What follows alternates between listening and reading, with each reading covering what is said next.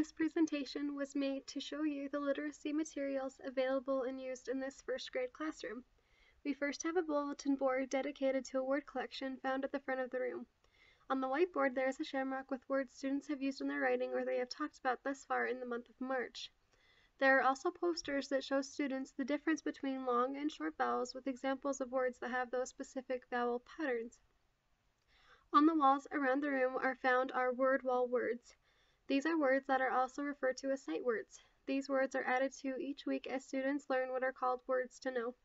After the week is completed, these words go up on the boards. At the back of the classroom in the rug area, there are displayed again the words to know for the week with the sentence accompanying them, along with some added vocabulary that is gone over with the teacher.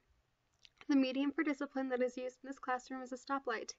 Literacy is involved as students who misbehave move their clip up a level, with yellow being slow down and red being stop.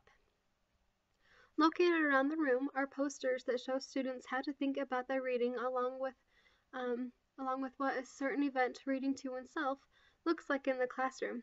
This is evident in something that happens every day in the classroom.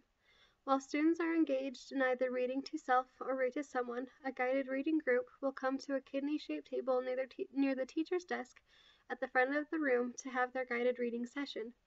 The rules are written up for students to see and refer to. There is a theme in the classroom of bees that is evident in the class rules. There are other displays around the room showing students the written forms of numbers along with what read to someone looks like, an event that also happens every day. In the reading area, there is a poster of why it is good to make connections while reading, with student ideas written out on that poster.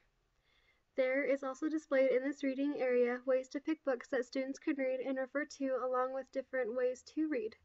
There are many bookshelves located around the room. There is one located right in the reading area next to a child-sized chair, and there are shelves also in the area that have bins that are full of different leveled books that students can choose to put in their book bags and use for when they read to self and read to someone. Another bookshelf located at the front of the room holds students' writing that has been given a Newbery Award. Writing is an event that happens most every day in this classroom. These writings are shared with the class and students are celebrated. Another bookshelf holds books for the teacher's use that are all organized in different sections. Students' cubbies are along one wall, and there are also books for class use, which have stories in them that we go through as a class together. In the different shelves around the room, there are various things for students' use, including what is called word work, in which students create words out of blocks and magnets and other things. This is an activity that also happens almost daily. The materials for students' use are clearly labeled and easily identifiable. The class had a goal of reading 100 books, and the chart they used when completing that goal is displayed at the front of the room. Lastly, when students come to the front door, they have a greeting that they can read that goes along with the season. Top of the morning to ya. In my teacher's room for technology, she has a television. While I was there, I never saw that used. We mainly used the projector, and that projector hooks up to the teacher computer that's in the room. There's also a student computer. That computer does not hook up to the projector. And there's also a document camera in the room, and that document camera is used all the time with shared reading and just, showing math problems on a little whiteboard. That was used quite a bit. And the projector obviously made it so that could happen.